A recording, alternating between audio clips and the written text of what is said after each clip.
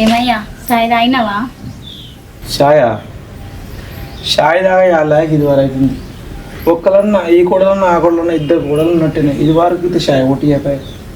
ఎట్టి షాకి వేసి చేసేది గొడ్డు కట్ట చేసినట్టు చేస్తావు. పొద్దుగా లేచి ఆకిలి కొడతావు. ఈ కూడలు పొద్దుగా లేచి కొడద్ది ఆకిలి నొప్పుతావు.